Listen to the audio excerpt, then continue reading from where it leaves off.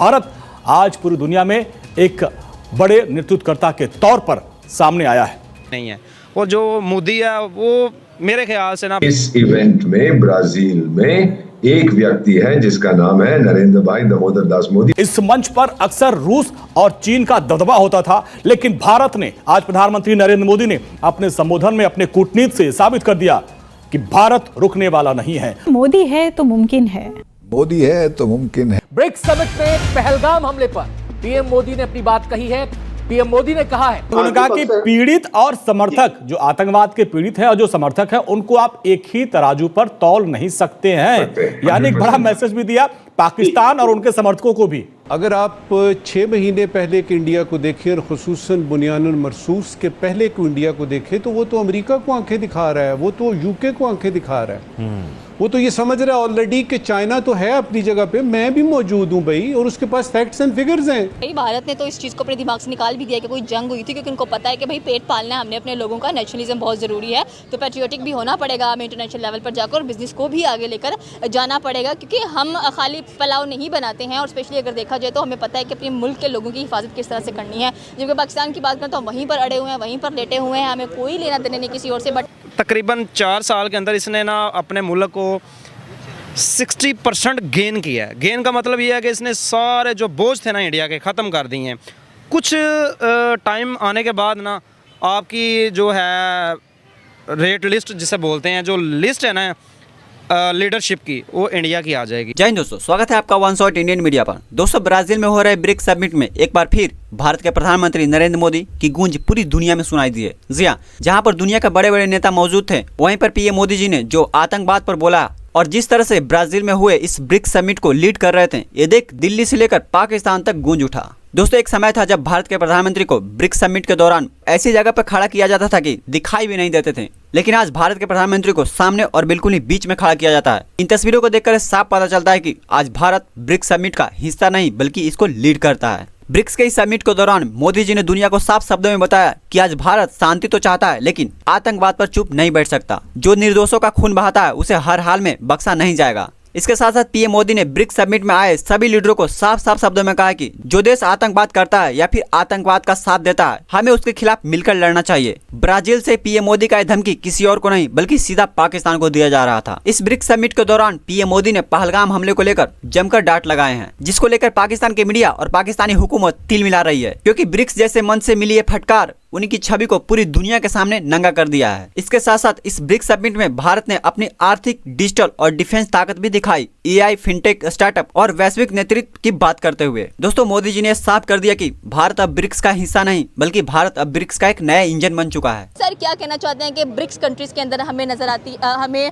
कह लें कि चाइना नजर आता है, इंडिया नजर आता है, उसके बाद साउथ अफ्रीका नजर आता है, और 2 देश भी नजर आते हैं हम लोगों को। स्पेशली अगर इसका पर्पस देखा जाए तो भाई मल्टीलैटरल जो चीज़ें हैं उनको स्ट्रेंथन करने के लिए जो ब्रिक्स है, इसकी मीटिंग रखवाई जा रही है। अगर अब नरेंद्र मोदी वहाँ पर जाते हैं तो और क्या कुछ बिजनेस डील्स होने वाली हैं, क्या कुछ कह लें कि जो एक किस्म की सिक्योरिटीज़ के ऊपर बात होने वाली है। जिस तरह से हम अपने प्राइम मिनिस्टर की बात करें तो अभी तक हमने नहीं देखा कि वो किसी दौरे पर नजर आए हैं। यहाँ पर ये 5 देशों का जो दौरा करते हुए दिखाई दे रहे हैं, बिजनेस डील्स होती हुई दिखाई दे रही हैं, तो इट मीन्स कि इंडिया की जो इकॉनमी है, मे बी नेक्स्ट ईयर हमें तीसरी बड़ी इकॉनमी नजर आए। वो तो डेफिनेटली पहली तो बात ये है कि देखिए 2027 के अंदर इंडिया का वैसे भी टारगेट है कि वो नंबर 3 दुनिया की इकोनॉमी बनने जा रहा है। ठीक है, तो आप देखें उनका after beating Japan and I think China में भी, और या जर्मनी कोई है इस तरह।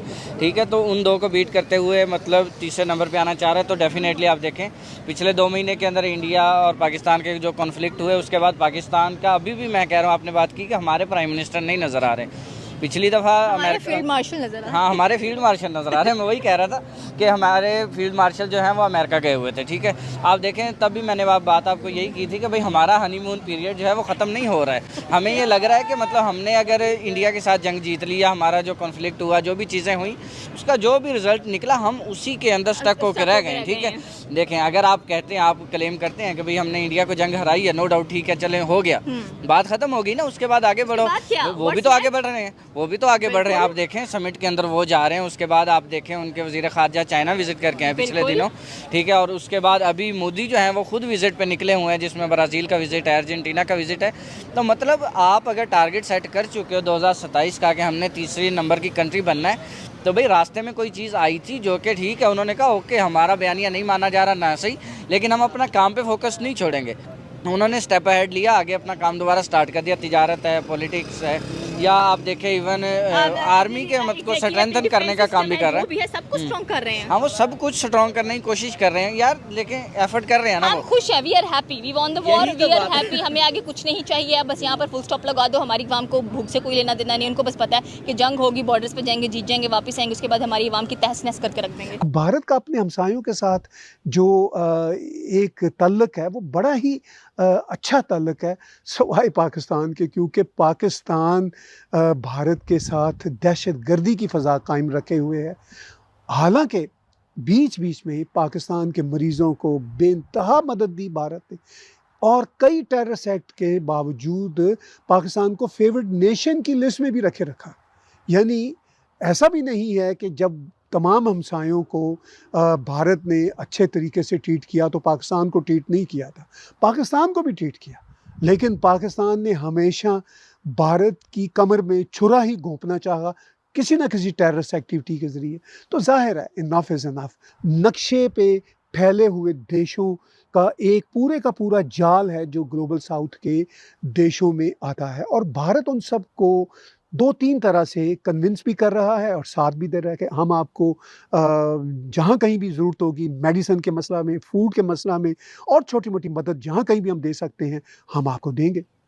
भारत वो अरसा दराज से उनको दे रहा है। अब जब से prime minister Narendra Modi power में आए हैं तो इन 10 वर्षों में हमने देखा कि मैक्सिमम ग्लोबल साउथ के देशों की तरफ से भारत की मदद गई, चाहे वो मेडिसिन की मदद हो, और ख़ास तौर पर कोविड के ज़माने में भारत की तरफ से ठीक ठाक किस्म की मदद वैक्सीन की सूरत में और भी मेडिसिन की सूरत में इन सब देशों को गई थी। तो इसलिए ये सब देश भारत को अपने लिए कोई ख़तरा नहीं समझते, अमेरिका की तरह कोई थानेदार नहीं समझते, चीन की तरह कोई डेथ ट्रैप में फंसाने वाला देश नहीं समझते, क्योंकि चाइना ने तो डेथ ट्रैप में फंसाना होता है। इस दौरान हमने देखा कि रशिया ने भी ग्लोबल साउथ के देशों में, ख़ासतौर पर अफ्रीका के देशों में, साउथ अमेरिका के देशों में अपनी मदद फैलाई, मगर रशिया का भी जो रवैया हमने देखा वो अपनी जो सिक्योरिटी उनकी कंपनीज़ हैं उनके ज़रिए उन देशों में जो कॉन्फ्लिक्ट्स होते हैं उन कॉन्फ्लिक्ट्स को भी रशिया डायरेक्टली या इनडायरेक्टली हवा देता है। तो वो देश अब रशिया को भी आजमा चुके हैं, चाइना को पहले ही आजमा चुके थे, और रशिया और चाइना से पहले वो अमेरिका को आजमा चुके थे कि अमेरिका ने उनके साथ क्या सलूक किया, और अब वो भारत को डील कर रहे हैं बहुत सालों से, और उनको अब यकीन हो चला है कि भारत की तरफ से ना तो डेथ ट्रैप की कोई बात होती है, ना कोई चौकीदारी या बदमाशी कोई अमेरिका की तरह इन देशों पे इम्पोज की जाती है, ना रशिया की तरह इन देशों पे कुछ सिर्फ अपनी मियर इंटरेस्ट और सिक्योरिटी कंपनियां चलाने के जो उनके तरीके हैं रशियंस के, ना ऐसा मामला है। भारत उनको जहां कहीं मदद चाहिए होती है वो मदद भी देता है।